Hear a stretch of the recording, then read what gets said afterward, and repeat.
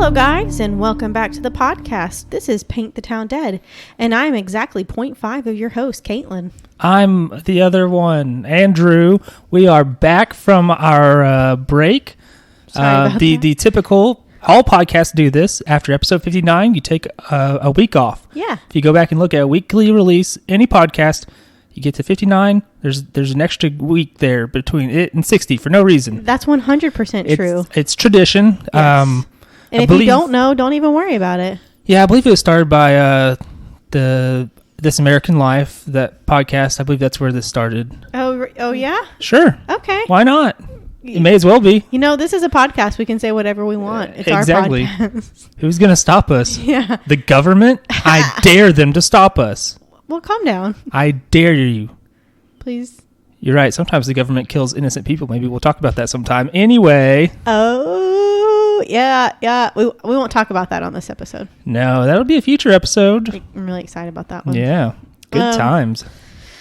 So yeah, we didn't have an episode last week because I was in the hospital. I had really bad diverticulitis. I didn't realize how bad it was. If you don't know what it is, just Google it. It's in your colon. I did Google it because I was like, what is that? I was like, I've heard of it and I don't really know what it is.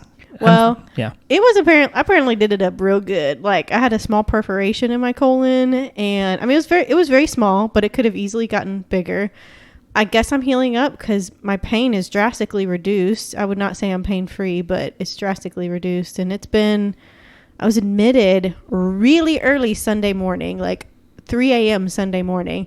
I woke up and was like, something's not right. Mom, take me to the hospital because, oh yeah, I went to go visit my parents 2.5 hours away for the weekend and then got admitted to the hospital there.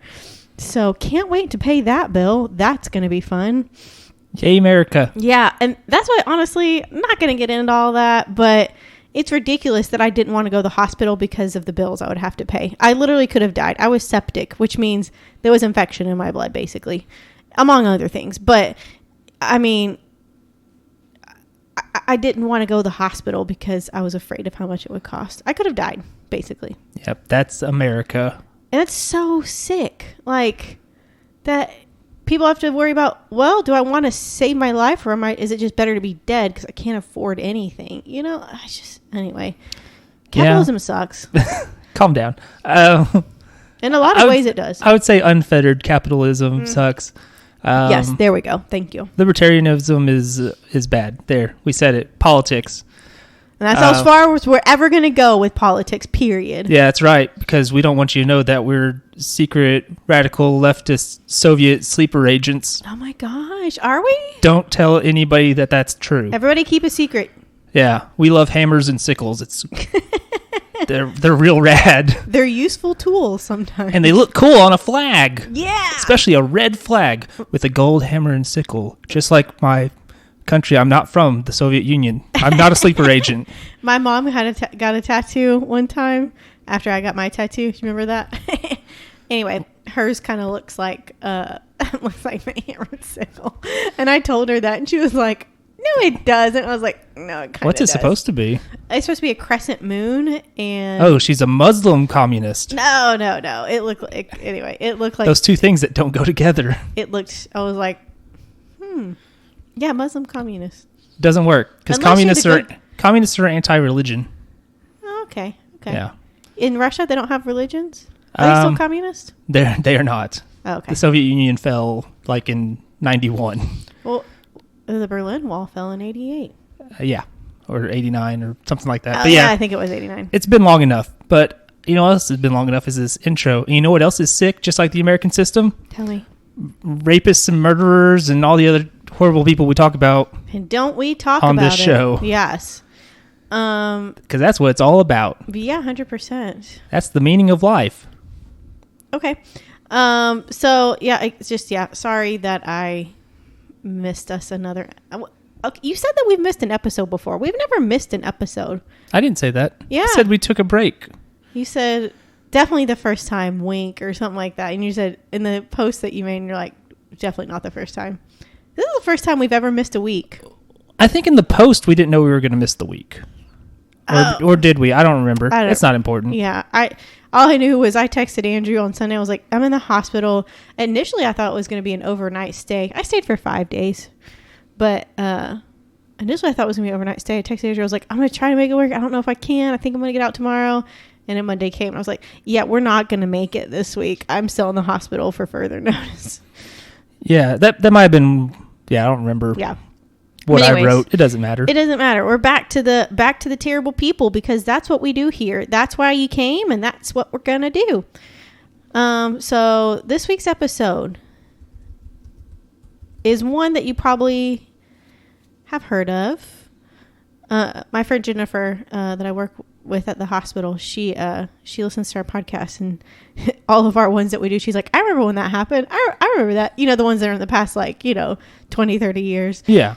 Maybe not 30, but she was like, I remember I would lived right by that. And I'm like, Jennifer, how many murders are you connected to? Easy. Maybe she's secretly pulling the strings. Jennifer? Just a thought. Nah, she's too good of a nurse. That's how they trick you. Is it? Yeah. Okay. Maybe she is. But this week we are talking about one that John knew this one, because it was happening kind of in central Arkansas, kind of in eastern Arkansas. Central and eastern Arkansas. And he was like, oh, I remember when that happened. Everybody was on high alert. And we are talking about the crimes, the horrific crimes of Robert Todd Birmingham, aka the Blue Light Rapist. So let's get right into it. So we're in Lee County, November 30th, 1995 at 10 p.m. Lee County is very rural, very remote, a lot of farming country over there. What towns are in there? I don't remember. I just remember it's named after Robert E. Lee. Ooh, okay. So people are like... We actually talked about it once. Oh, did we? The guy... We've done enough of these episodes, I'm forgetting names. But the guy who... what did he do? The one who ended up moving to Washington after Huckabee let him out and murdered the 4 police officers. Oh yeah, his family was originally from Lee County. Oh, okay. Before they moved to Little Rock. Yeah, all those. Yeah, they're all no disrespect to the victims, but it's a hard to keep track of all this. Yeah, there was until probably the last 5 or so episodes. I used to be like, I know exactly who you're talking about, what their name is, and everything about them. And now it's starting to fade a little bit. It's getting a little hate because it's getting a lot to keep up with. Okay, so Lee County, it is, like I said, very remote, very rural, farming country. People, of course, they didn't lock their doors. It was that kind of place. Everybody was safe. So it was a young girl, teenager. She had been with her friends that night, on the night of November 30th, and she was on her way home around 10 p.m. And as she kind of got further out of town, she was making her way down the side roads. She was heading home, and she noticed a car following her in her rearview mirror. She kind of made some turns, and he kept following her. So she's like, he's definitely following me. But the blue light came on behind her. She's like, oh, it's a police officer. She, of course, was scared that she did something wrong and that she was getting pulled over. So she pulled over like you're supposed to do when a cop comes. And a man confronted her. That was not a police officer.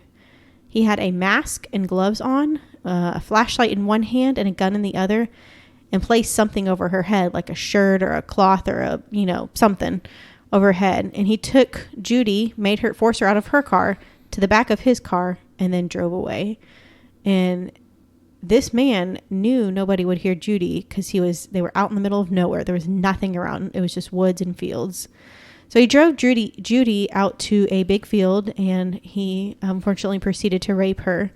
And when he was finished with his horrible act, he had her lay face down on the ground and told her he would kill her if she looked up, and took the face drape off. He then got in his car and just left Judy there in the middle of the field. And when she hears him drive off, she quickly gets up and just starts running for help. She doesn't know where she's going. She doesn't know where she's at. But when Judy finally got to the police station after a while, and when she arrived, she was, of course, very traumatized, but gave the best account and description she could. And the information that she could give was the perp was a male with a deep husky voice, medium build, and medium height, which is lots of dudes. Yeah, not super helpful. No, but hey, unfortunately, anything you can remember that helps narrow things down. Yeah. So that was a the first reported crime in this series of incidents. So the second reported crime, we're back in Lee County. It's January 9th, 1996, so just a few months later, and it's around 9:40 p.m. A girl named Lisa, who was a cheerleader, was driving home from a basketball game. She got about 4 miles from the game when a vehicle came up behind her with blue lights going. So again, she pulled over. She thought it was a cop. And again, a man got out of the car with a gun, mask, gloves, and a flashlight, and instructed Lisa to get out of her car and got her into his car. And he also placed the same like mask or drape or whatever over her head so she couldn't see. And again, he drove Lisa out to a large field and raped her. Both of these crimes were committed in Lee County, not far from each other. So, seeing a pattern here. And, it's probably the same person, if I were to guess. Yep. I looked up Lee County because I was thinking I could name one town from there. Yeah. And I can. It was Marianna. Oh, that's Marianna. Is that Helena, West Helena area? Helena, West Helena is not in there, I don't think. Oh, okay. I forget what county that is. That's not important. Okay. But I'm going to look it up anyway. Okay. So, the third crime reported in these series of incidents was on November 9th, 1996. So, we're quite a few months down the road. The same perp raped his third victim in Cross County, which was about 43 miles north of his first two attacks. And it involved, again, a teenage girl with the exact MO, except they said he played Russian roulette with his victim, shooting a gun at her. And just, you know how it has a bullet in there. Where's the bullet? Yeah. Yeah. So that's really messed up. So he has a revolver. We know that. I guess so. I would assume. I don't think you can do that with like a magazine. No. Version. Yeah. No, I don't think so. Unless you can load it up with like. Because you know where they're going to be. If you skipped it like a portion or whatever. Yeah, that's true. You can't do the movie thing where you spin it around. Yeah. And just. All that. Yeah. So the sense of urgency to capture this man was becoming absolutely paramount. So state police released kind of a lot of information to hopefully get this guy captured and that somebody knew who he was.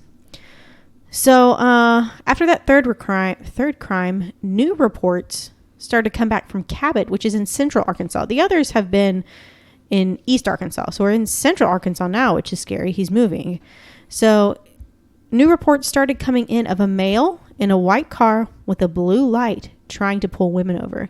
And this was scary, as the reports until now, like I said, had been coming from eastern Arkansas. Women were instructed not to pull over for this vehicle. There were over a dozen close calls reported for that. So that's really scary. Yeah, and I guess it's like the thing they sometimes tell you of like, go to a police station and then pull over. Yeah, a well-lit sort of area. Thing. Yes, a well-populated area. It would definitely be easier to pull that off in Cabot than out in Lee County. I can tell you that much. Why? Because there's more people and stuff around in Cabot. Oh, you mean? I thought you meant it'd be easier to pull off the crime. You mean it'd be easier to pull off the crime in Lee County because of how few people there are. It's so remote. Yeah. Cabot makes it a little more difficult. However, over the next 2 months, the rapist would claim 2 more victims in Cross County, bringing his crime total to 6 at this point. Is that right? No, 5 at this point. Sorry. That's fine. It doesn't matter. It does. Yeah, whatever. Okay. Police were baffled, and the only additional info they had was that the vehicle was a white, possibly Oldsmobile, and that the perpetrator smoked cigarettes. A lot of cigarettes.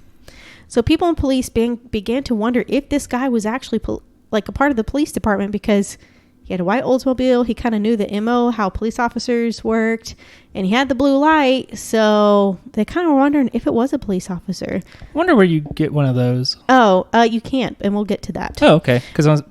Well, then how did Dwight get one on The Office? Maybe they don't have this law, but we'll talk about that in a minute. Okay. At the end, we'll talk about it. Anyways, so they kind of thought with his flashing blue light, he could be a part of the police department. So thus he was dubbed the Blue Light Rapist. That's where that name comes from. Makes sense. Makes sense to me. Yep. So the next reported crime was in Cabot. Again, 86 miles west of Lee County. That's in central Arkansas, Cabot is. And I like Cabot. Cabot's a decent place. It's where all the white people live. Yes, it was a white flight area back in the day. Very famously. I think that's like the first thing it says on its Wikipedia page is Cabot is a white flight town in central Arkansas, about 30 minutes north of Little Rock or whatever. It's becoming less so now because it's like all sorts of people are everybody's moving out there. Yeah, people are like, hey, it's a nicer area. It's a decent area. It's close enough to Little Rock or whatever. They're getting more stuff there, I think, Yeah, that happens. Yeah. So, when it was formed, it was a white flight area. Yeah. Let's not make it that anymore. Let's right. Let's get everybody up in there. Let's make it I don't know. Melting pot. Asian destination. Oh my gosh, I would go there. Just all the Asians in Arkansas move there. Okay, I'm for it. Or something. I don't know. Whatever. Yeah, I like it. Okay. So, Cabot, it's fairly big now. It's not tiny now. They're a 7A school, I believe. Yeah. So it doesn't matter. Back in the mid-ish 90s, it was significantly smaller, with basically a Tasty Freeze and a Pizza Hut for teenagers to hang out at. It was described as a very safe place to live with little crime. So there was a girl named Shannon. Shannon was a well-loved 17-year-old senior at Cabot High who was always hanging out with her best friend Samantha. She worked at a local bank and had a boyfriend named Jeremy. I don't think I like Jeremy, but I don't know. He didn't like to come to Cabot because he didn't know anyone and didn't care to hang out with her friends, Shannon's friends. So Shannon was always going to Lone Oak, where Jeremy lived. We've been there, where Jeremy lived. I mean, like we've been there in the show. Yeah, and also in real life at some point. Yeah, I think I've been through there. I don't think it's super far from Cabot because they're in the same county. Mm-hmm. Yep, that is correct. And a fun fact, the county is called Lone Oak County. So it's not one of the weird places like Hot Spring County where Hot Springs is not and such. Conway County where Conway isn't. Exactly. It's not one of those. Yeah. So on July 11th, 1997, that's what Shannon did that night. She hung out with her friend Samantha. She parted ways with Samantha after they had watched Samantha's boyfriend play with his band, and she was going to head to Lone Oak to see Jeremy. So at around 9:30 p.m., Shannon was driving on some remote roads when a man in a white Oldsmobile and a blue police light came up behind her.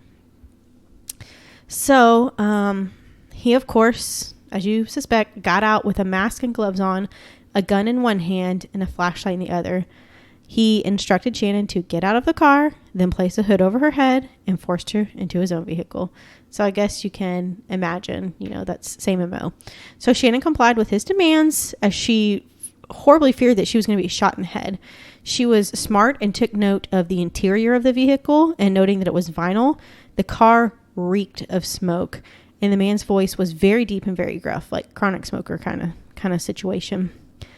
So the man drove Shannon to a secluded house and brought her inside, hood still on. She paid close attention to the music the man played, that he cracked open a can of beer and drank it. He forced Shannon on the ground with her eyes closed, took off the hood and duct taped her eyes closed, like put duct tape like around her head. And he held a gun to her head and threatened to blow her effing head off if she did not comply fully, as Shannon was reluctant to take off her clothing as the man had demanded. She finally complied, and the man proceeded to rape her multiple times.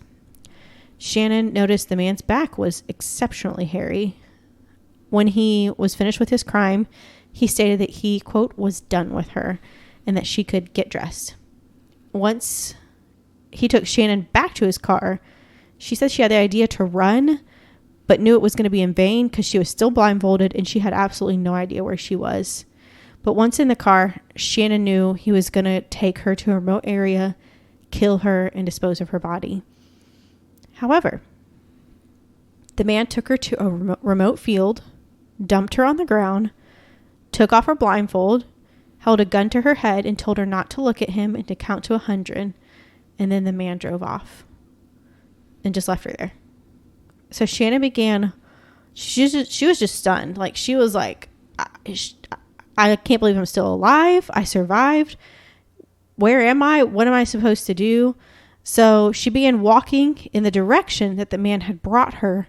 And after walking about a mile, came to a house with lights in the windows. And unfortunately, she feared it was the house that she had just left. But she took her chances and knocked on the door. So around 2 a.m. on July 12th, Shannon was at the mercy of the house she had stumbled upon. To her surprise, someone answered. And she told them, "My name is Shannon. I've been hurt. I need your help. You don't have to let me in your house, but I need you to call the police." And they did. It was not the perpetrator. When she was brought back to the police station, she provided so much detail to the police that was so helpful. With her details, it was determined that the rapist had to have been a local resident. Like, he knew too much about the area for him not to be. And seemingly had a house. Though, I mean, it could be like an abandoned house or something that he found. Very well could be. We'll see. When she was finished with her questioning, they had notified Shannon's father immediately when they heard from her because they knew she was missing. So immediately Shannon's father came up. He was there for her as the police had referred her to Arkansas Children's Hospital in Little Rock for rape kit tests. So she didn't even get home until the next night. Like, she went through her ordeal, got picked up by the police, left the police station bright and early in the morning to go to Arkansas Children's in Little Rock, and stayed there all day and didn't get home till that night. And she didn't rest any of that time. Can you imagine how just terrible she would feel? You know what I mean? Like, I can't imagine. So she was exhausted and absolutely traumatized when she got home. But her friend Samantha, she called Samantha to tell her what happened. And Samantha immediately came over there. And she could tell that Shannon didn't really want to talk. And she just sat there and just held her like a good friend does. And just tried to comfort her the best she could. So then the search was on big time for the Blue Light Rapist.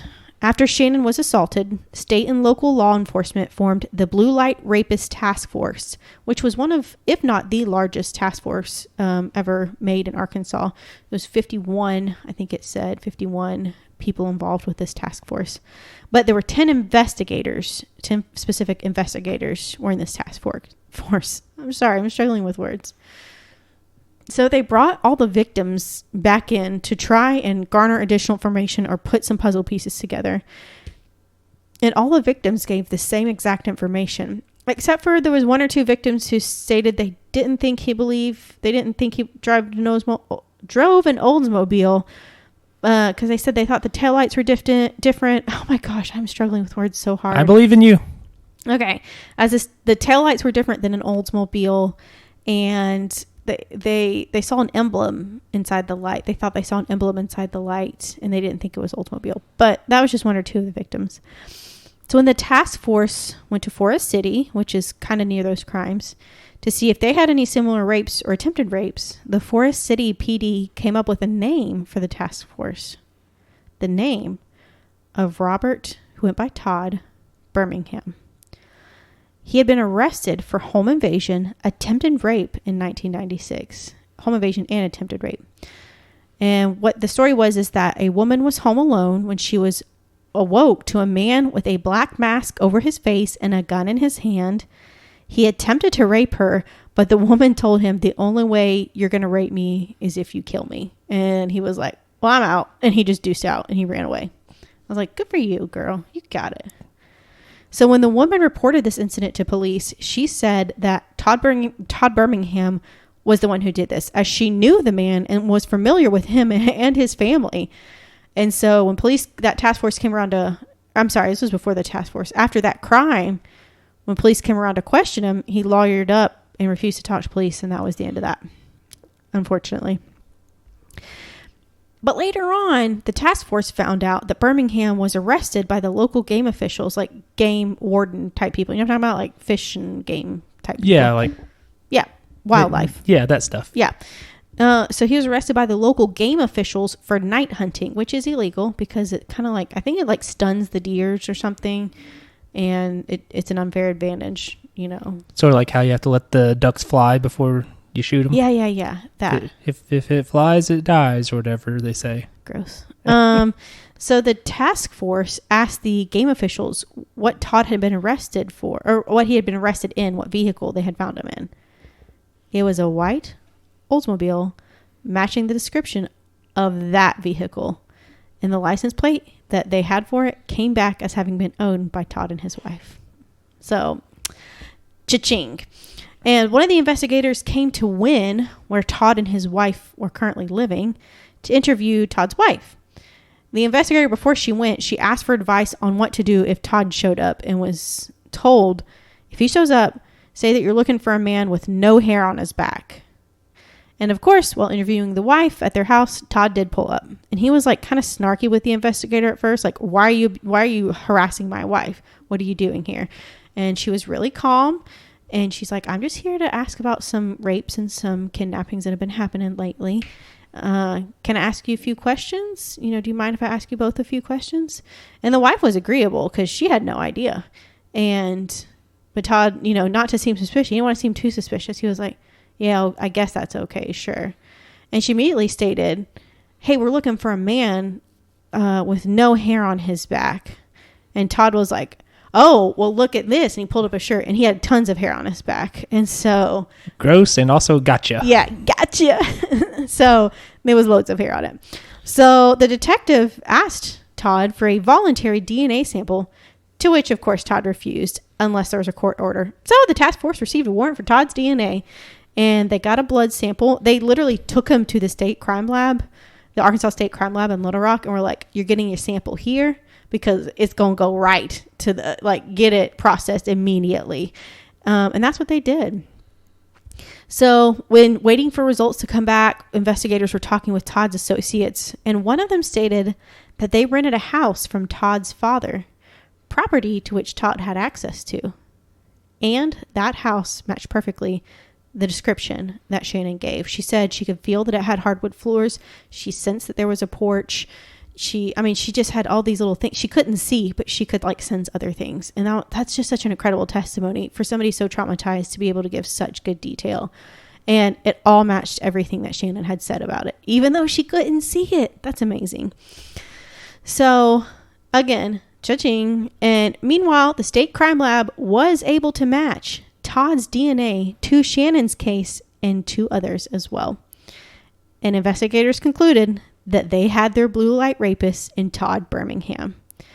So all of this came from, I'll go over my sources in a second, but I got most of my information from an episode of Dead Silent on the ID channel, season 4, episode 11. And this is all verbatim from them. On September 15th, 1997, at just 31 years old, Todd was arrested on multiple charges of kidnapping, rape, and aggravated robbery. At trial, Todd was found guilty of all charges in Shannon's case and sentenced to 80 years in prison. In addition to Shannon's case, police tie Birmingham to 6 other rapes, including 3 home invasions. So this guy was on a freaking roll. That wasn't in the quote. That was me saying that. Okay, of the 6 cases, Birmingham is only tried and convicted on charges relating to 1, but he received an additional life sentence for that. And I think I read somewhere that it went to trial first, and then there was a hung jury or something, mistrial or something, and then convicted again, or tried again, and got that life sentence after that. I think is what happened. Don't hold me to that, but I think I read that somewhere. I'm gonna very much hold you to that. Okay, whatever. It's fine. And here's the kicker. In May of 2020, Todd Birmingham, at 54 years old, younger than my folks, died at UAMS in Little Rock of COVID-19 complications. He had been housed in the Cummins unit. We've been there lots of times in our podcast. And in person. Yeah. We go to all the executions. That's not true at all. Caitlin's one of the doctors. Quit spreading false information. With the injections. Yeah, that's you. How dare you? That's why I always ask you about what's in the lethal injection cocktail. And you're like, oh, it's this and this and this and this. It could be. Whatever. So he died. He had been housed in the Cummins unit, where he was one of over 900 prisoners diagnosed with coronavirus. Not surprising. I mean, you're all cooped in. Yeah, if one gets it, it's donezo. It's kind of like tuberculosis does the same thing. Yeah, that's why there's so many. There were a lot of prisons where they're putting people in different places and all that, because otherwise they're all going to get it. Yeah. So, and I just want to say that looking at mugshots of him and pictures of him, not even mugshots, just other pictures, he has some of the coldest, deadest eyes I have ever seen in somebody.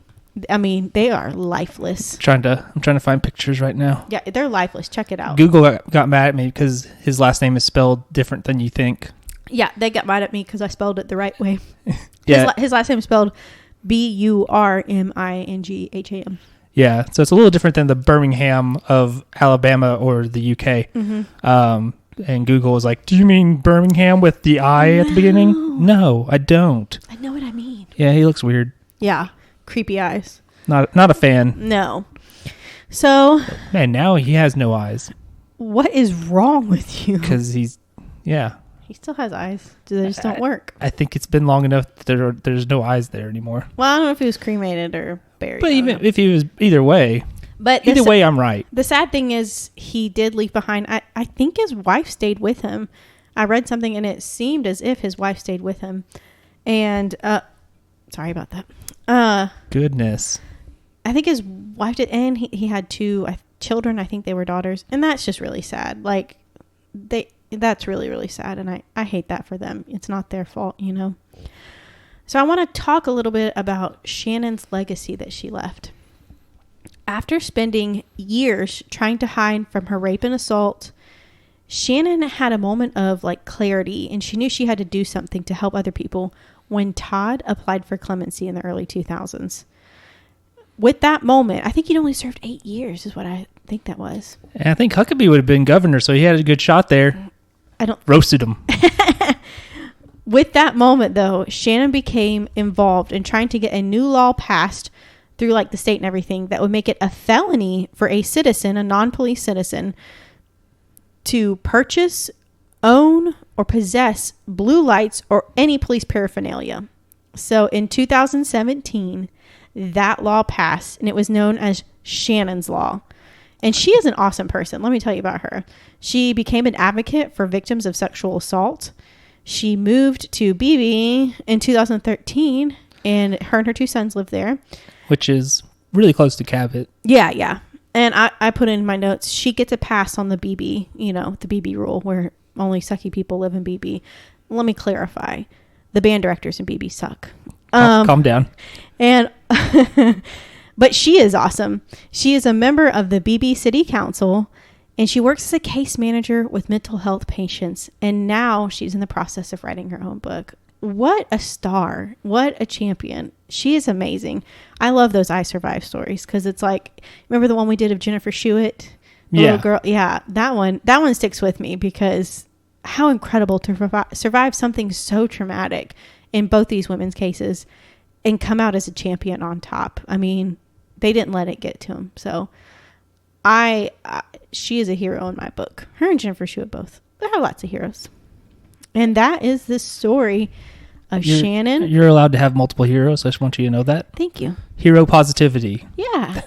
So that was a story, unfortunately, of Todd Birmingham's disgusting crimes and the women that overcame him and those crimes. Good for all of you. I'm sorry it happened to you, though.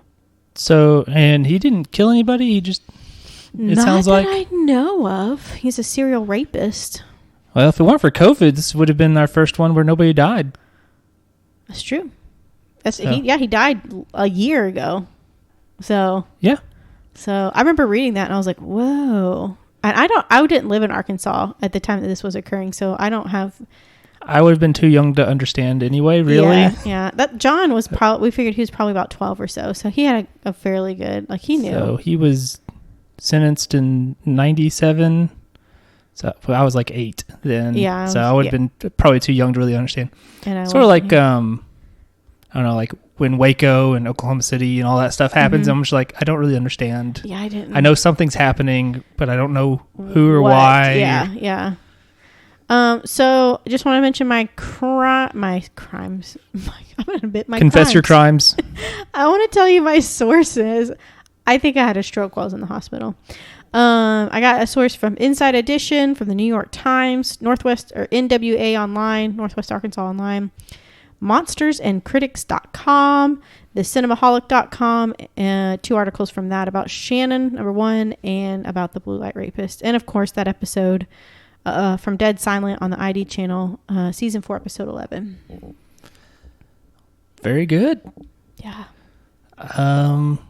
So I have a question. Yes, sir. Because you're all about the gram, the Instagram. I would not say I'm all about it. She's all about it. I think in the past almost 10 years I've had it that I've posted very few times. I mean, look at it now. I don't get the feeling that you're a big poster, but you're a big viewer. I mean, I You like to creep on people. Yes, I get it. Yeah. I just have to ask, have you ever gone to an Instagram that you saw on somebody's car? Car? Have you not noticed this? I've seen this a lot lately. People will put like a sticker on their car and it's like Instagram. Usually it's MLM stuff. That's what I've noticed. I've always seen it on like people's big dumb trucks, which makes me think, and I'm used to MLM stuff being like you, white ladies. Excuse you. Yeah, white ladies. How many MLMs have I joined? 0. I'm just saying they look like you. Thank you. Because they're white ladies. Okay, thanks for profiling me. Oh, you're welcome. I've never seen a, actually I have, never mind. But it's always ladies too, which is weird. It seems like it. I did post a post yesterday. It was of my dahlia that is growing so beautifully. Look at that. Fancy. It's like a little bush over there. Anywho. Ever since I got a new phone, because it didn't transfer over the data properly from my old one. Oh, no. The only time I ever use Instagram is to post something for the show, because I don't remember what my login is. For yours? For mine, so I don't even get in. And I never even used it, really, so. It only took me like 10 seconds to scroll to the bottom of my Instagram. Some people, it would take years to get there. It would take less time on mine. September 4th, 2012. That was my first post. Wow. Yeah. You should go look at mine. Tell me how many pictures I have. I think there's I think there's one picture of me with Mike Conley, the basketball man. Who's that? He's a basketball man. He used to play for the Grizzlies. He plays for the Utah Jazz now. Also, speaking of which, I wish teams still did the thing where they just kept the name from wherever they moved, even if it makes no sense. Because the Utah Jazz, Utah is not a place you think of when you're like, jazz music. They used to be in New Orleans, and they moved to Utah. They didn't bother to change their name. Sort of like the Minneapolis Lakers moved to Los Angeles, where there are no lakes, but they're still the Lakers. That makes sense. Deal with it. Mostly just to say the Tennessee Titans should have stayed the Tennessee Oilers, because those are better uniforms. And also, as my dad helpfully points out, the Beverly Hillbillies got rich on oil in Tennessee, and that's how they moved. Yeah. So they should have kept the Oilers name. But yeah, I've just noticed that a lot, where it's like Instagram names on cars, and it seems weird to me. I agree. I have nothing to promote unless I put a Paint the Town Dead sticker. Yeah. But we don't have those yet. No, we'll paint it. We can paint it ourselves. There you go. Handmade. Yeah. Also, the day this goes out is Star Wars Day, May the 4th. Be with you. And that means the return of how many Star Warses.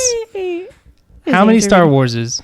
Are you 0 because you completed them? It's still 0 because, but it's going to change. It's going to be at least 1 next week because the Bad Batch starts today, the day this is going out. I'm not going to watch it.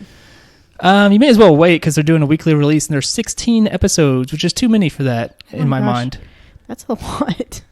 Yeah, I'm surprised it's that many, honestly. Also, I posted 231 pictures in a almost 10-year time span. That's more than I've posted in a lifetime time span. Some of them are really ridiculous pictures. I was like, why did I post that? Forgive me, I was much younger then. I guess. Not like me, who is still young. Yeah, at heart. At heart and maturity level, I would say. I'm only an adult by technicality. Technically. Because the law says I am. Yeah, they treat me differently. So what Star Wars have you said you read 0. 2? Oh, I thought you said you read 2. I read 2 books between the episodes. Oh. But they weren't Star Wars books. Oh, what were they? The first one is a football book. Oh my gosh. It's really good. It's called Football for a Buck by Jeff Pearlman. It's about the Buckeyes? It's about what? Buckeyes? Aren't those Buckeyes? Oh, no. It's about the United States Football League, which was a league that was created in the 80s, and they played football in the spring. How long did they last? 3 seasons, because they tried to move to the fall. Ooh. And you know who tried to move them to the fall? Former President Donald Trump. He was an owner, and he helped kill them because he's an arrogant doofus. Well, that makes sense. My favorite is one of the other owners, one of the ones who was like, he's like, I believe in the USFL. I believe in spring football. It was John Bassett. He owned the Tampa Bay Bandits. And is that a team from that? Yeah. Okay. And he wrote a letter to Trump basically telling him how much he hates him. Oh my gosh. And he's like, and you can read the letter in the book. It's very funny because it's also like a part where he's like, and since you're younger than me and bigger than me, I won't feel bad when the next time I see you, I punch you in the face. Oh my gosh. I like this man. Yeah, sadly he died of cancer like before the league died as well. But yeah, Donald Trump killed the USFL basically. Way to go. Because he convinced everybody to move to the fall, and then they never even played a single season in the fall because everything fell apart for them. Well, it's when NFL they did that. Time, isn't it? Exactly. Well, they were trying to move to the fall and then sue the NFL for monopolistic practices and then force a merger. And that obviously did not work. And the book is called Football for a Buck because the USFL won their lawsuit and were awarded $1. Just to make a point? I guess, yeah. And basically, like, and technically it's $3 because it's tripled in antitrust or something. Also want to tell one story about this one guy who is written about in this book. Mm-hmm. His name's Greg Fields. This sounds familiar. You've never heard of him. There's no way. Okay. He is a legit crazy man. Oh. What's he do? What did he do? He was a defensive lineman. Oh, he's a football player. He's a football man. Oh, okay. So he played a little bit in the NFL, and he got cut by the Atlanta Falcons. I believe it was the Falcons. And he's like, nope. He's like, nope, I'm not leaving. Like, he locked himself in his room, his hotel room or whatever. Dude. He's like, I'm not leaving. And he refused to leave until the police came and got him and escorted him off the property. Gosh. So he joins the USFL. He starts off in training camp with the Los Angeles Express, who are owned by a different crazy, weird person who ended up being investigated by the FBI and stuff. For what? Some sort of finance fraud thing. It sounds like this was doomed from the start. In some ways, yes. But there were some teams that did well, like Denver, Jacksonville, Tampa. They all did well. I think Philadelphia did well until they decided they were going to move to the fall. And then they had to move to Baltimore. And no, it was a whole thing. Yeah. So he gets cut by the LA Express. And he's like, no. And he punches the coach and like starts trying to beat him up until some other people come in and stop him. And he even said, like, if he tries to cut me, I'm going to beat him. Well, he gave him a heads up. He wasn't lying. Yeah. So then he goes to the San Antonio Gunslingers, who are a team in the USFL. They were also a disaster financially to the point where players were not getting paid after games. No. But you know who was going to get paid? Donald J. Trump. Greg Fields. Oh. This legit crazy man. Because he followed the owner to his house and walked up to him with a bat and threatened him. Dude, like, you can't do that. He's like, you're going to pay me or else. The owner goes into his house and then comes back out with $17,000 in $100 bills. So he gets paid and he pisses off back to like San Francisco where he was from or something. He was like, I got paid and I'm not playing anymore because you're not going to pay me. So. Oh, well. So he got paid. Nobody else did. Oh, that's not good. Good for him, though. He knew what he wanted. I mean, he was very, very forward and upfront about what he wanted and what he was going to do to get it. Yeah. So I just wanted to tell you that because I thought you would appreciate. What a crazy person. Yeah, guy stalked the owner and get paid. Give me my money. So yeah, that's from Football for a Buck by Jeff Pearlman. It's really good. There's a lot more crazy weird stuff. No kidding. Cocaine was just running rampant then. Listen, I've told you this before. It is insane how many people have had cocaine, and it blows my I thought I was well versed in the world, but I guess I'm not, because when I was going on a bunch of dates there for a while, it's like, of course you want to know, are you into drugs? Like, I need to know if you're into drugs. And they're like, Well, no, I've had cocaine before. I'm like, I'm sorry, what? Repeat that back to me. What did you say? And they're like, yeah, if I'm at a party or something, I'll just have a little cocaine. I'm like, what? That's so bizarre. I think cocaine made a bit of a comeback for a minute there, but yeah, it was huge in the 80s. I think it's still a big thing. I don't think it's as big, but there's definitely lots of like stories about teams who are like, we always do cocaine right before the game. What? And they're like, yeah, get me amped up and stuff, but it doesn't work when you have to play in San Antonio and it's 112 degrees. I mean, your heart stops. It ruins your body suddenly, but yeah. It makes your heart explode.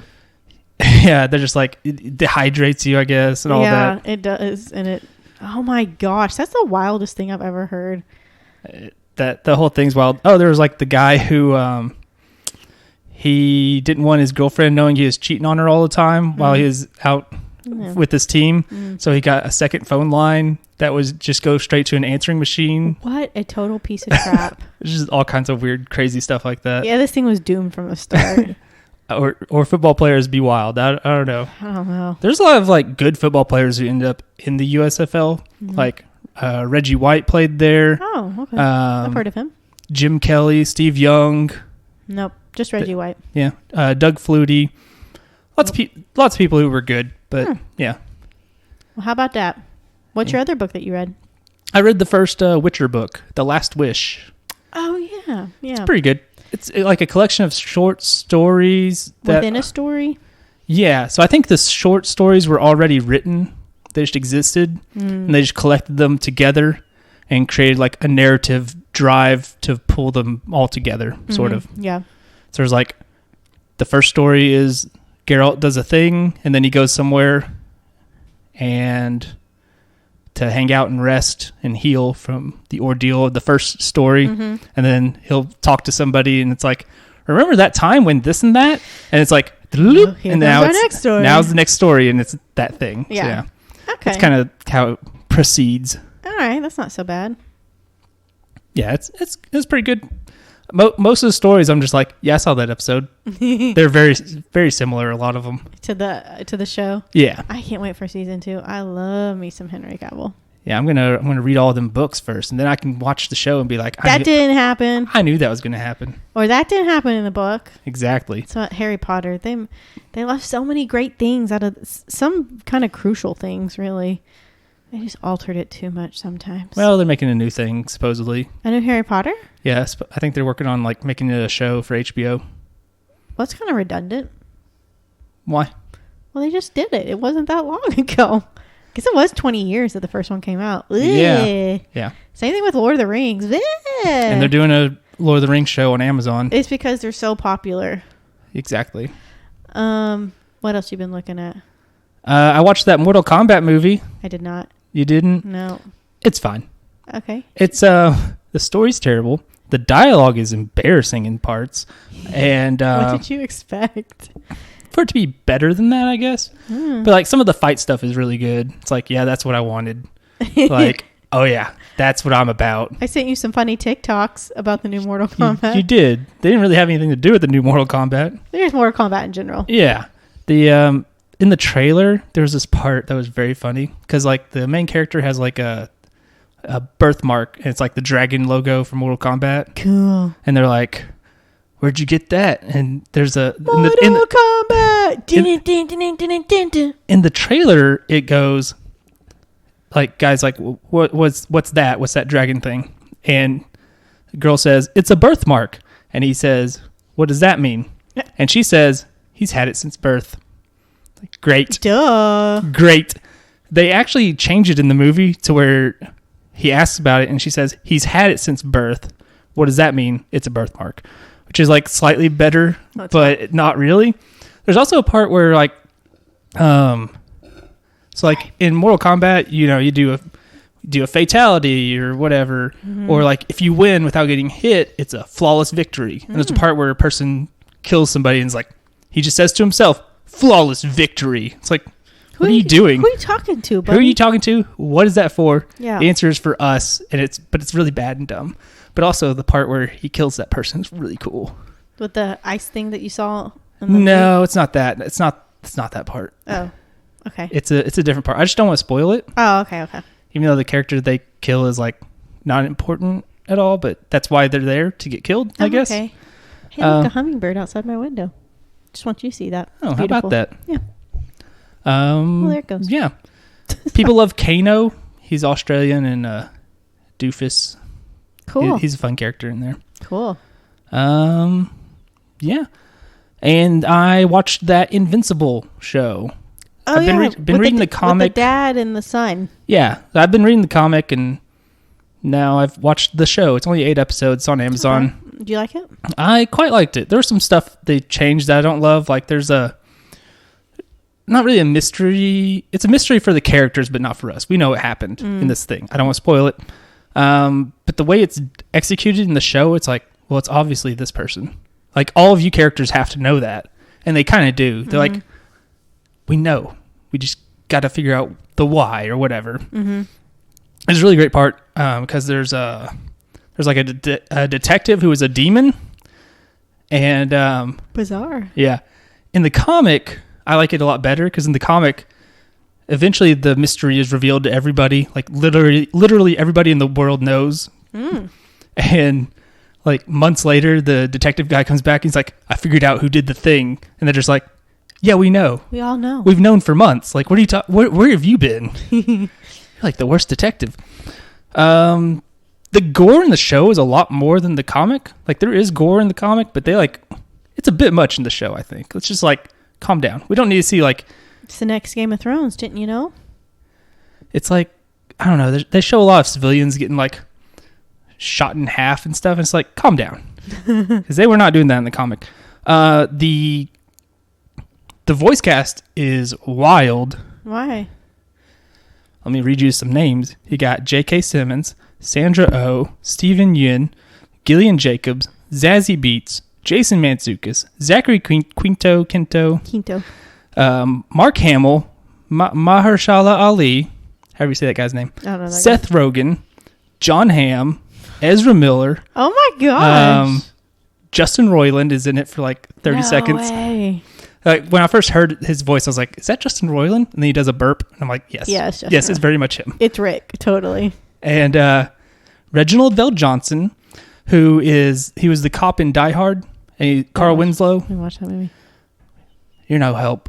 But in the comic, the high school they go to was called Reginald Vell Johnson High School. Huh. And he's the principal in the show. That's fun. How funny. Nicole Byer and Walter Goggins. I don't know Nicole Byer or Walter Goggins. Nicole Byer, you've probably seen, if you've seen a commercial for the new Wipeout with John Cena, she's the black lady. Oh, okay. Okay, yeah. She's also on Nailed It. Mm-hmm. That show. Mm-hmm. Walter Goggins, he's in that show The Unicorn. He's also been on Justified and some other stuff. You'd probably recognize him if you saw him. You'd be like, oh, that guy. That guy.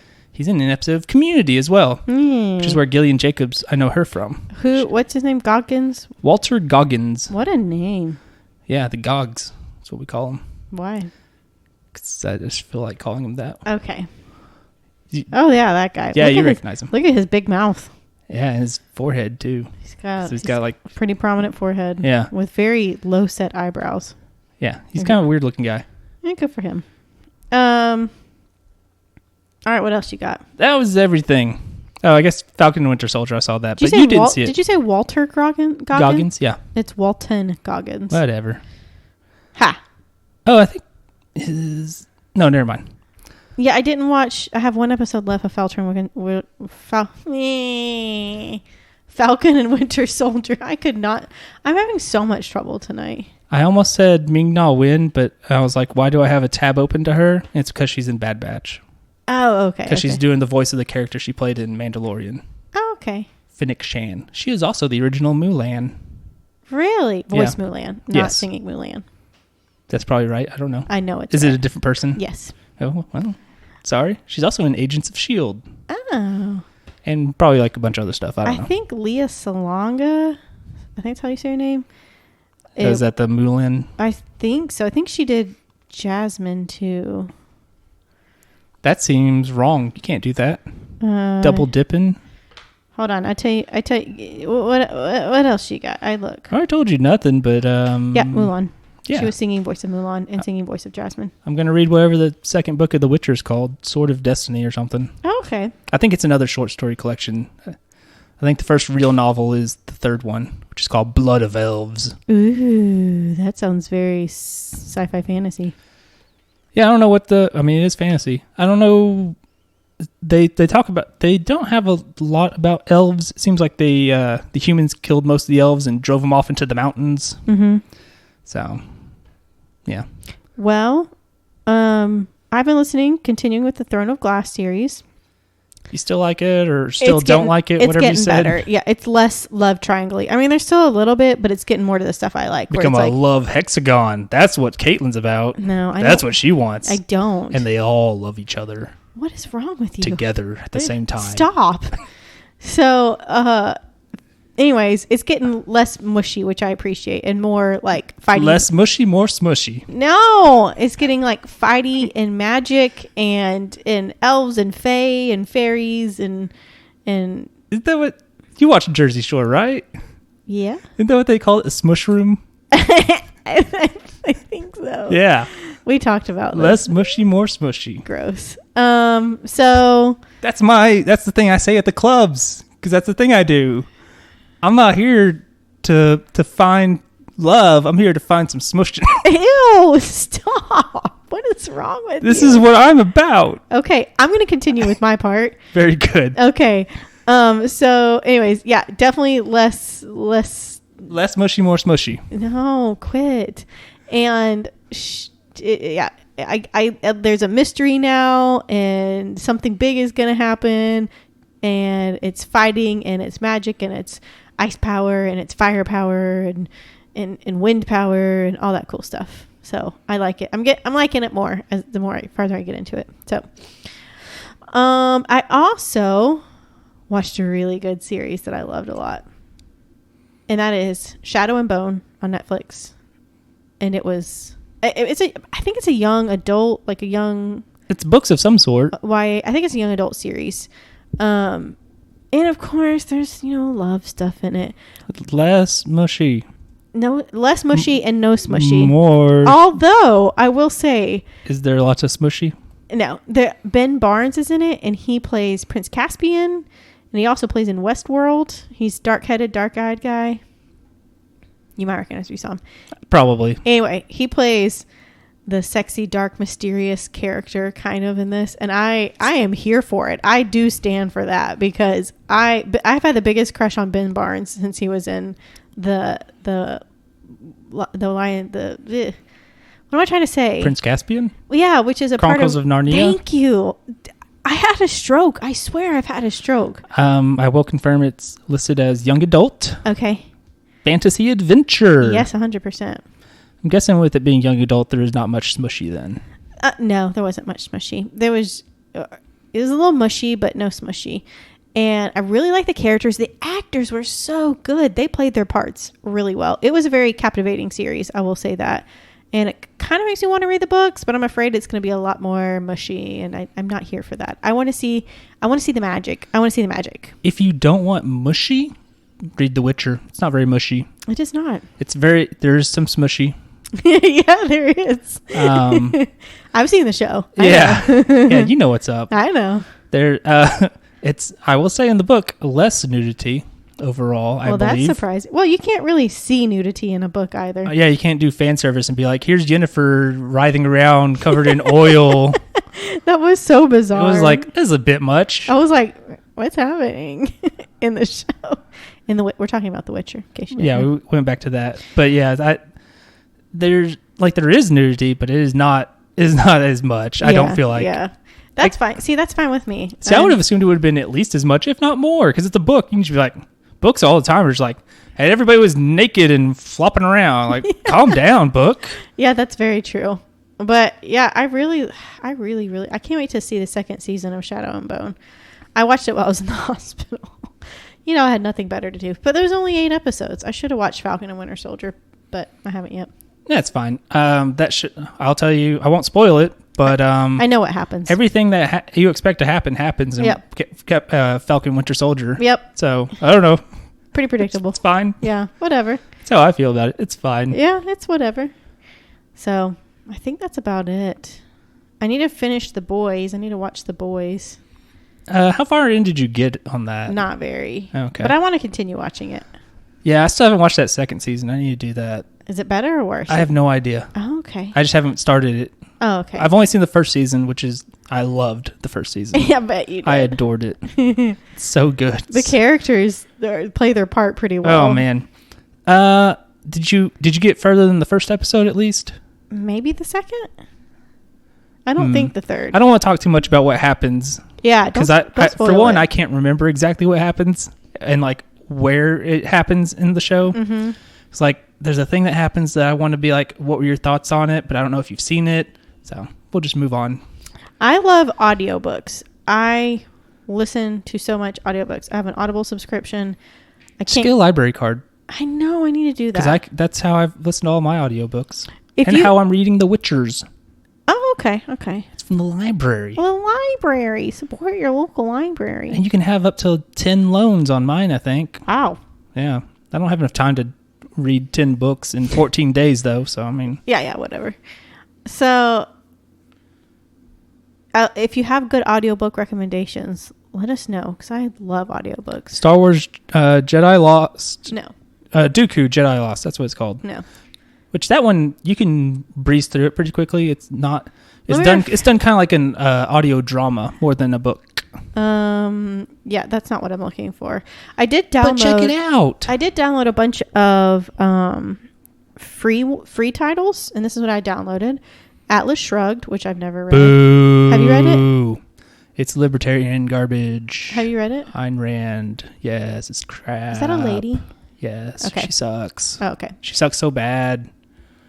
Okay, well, I haven't read it. I don't know. The Ruin, The Cases That Haunt Us, The Poetic Edda, Un-F Your Brain, which I need, A Christmas Carol. I love that. I love it so much. The Secret Garden, 2001: A Space Odyssey, Wuthering Heights, which I love, my favorite. The Queen's Gambit was free, audiobook. Pride and Prejudice, 1984. The Prophet. There's some I still haven't read, like some of the Outlander series I still haven't listened to. Those are your sex books, right? Get out. Outlander, that's the smushy one? Some of it, I don't know. Yeah, a little bit of it, okay. Oh. And I've physically read the Chronicles of Narnia multiple times, but I have them on audiobook too. Yeah. I love the Chronicles of Narnia. Did you read it in the wrong order or the right order? I read it in the wrong order and the right order. Oh, well, there you go. I've read it multiple times. I do want to see what it's like for somebody if they see like Star Wars in the wrong order. If they go 1, 2, 3 and then 4, 5, 6. You mean in chronological order? Yeah. Mm-hmm. I want to see mostly just be like, what the hell, Anakin? Like, what are you doing? I didn't see this coming at all. That would be good. And you're like, why did you go so bad? Yeah. And why did the Chancellor's a bad guy? What? Whereas, like, for me, you see episode 1, you're like, that's Palpatine. That's obviously the Emperor. Yeah. I know this. Yeah. That's Anakin. He's going to be Vader. I get it. Yeah. It's on the poster, even the shadow thing. Oh, yeah, it is, isn't it? Yeah. And you're like, oh, that's there it fun. is. There it is. It's just like that episode of Batman where there's the shadow of Bruce Wayne, but it's the Batman shadow on his parents' grave. Oh my gosh. Because he's sad. He's always bummed out. He is. On account of, his parents being murdered in front of him. He needs therapy. He does. He does probably need like therapy, and instead of like spending his time beating people up, like use his money to create programs to help people and stuff. Mm-hmm. You have money. I don't know. Create jobs programs or something. I don't know, Bruce. I mean, he does that though. Yeah. But a lot of times it acts as a cover for him buying a plane to. You'd be like, oh, I bought planes for everybody. I'm gonna take one too. Okay. Yeah, one of these is my private plane, but it's not the one you think it is. It's not. It has nothing to do with Batman. Anyway, that's all I got. Well, very good. I think you can take us home. You do it. Okay. Like you normally do. Like I do. Guys, thanks so much for stopping by. Thanks for listening. We've been Paint the Town Dead.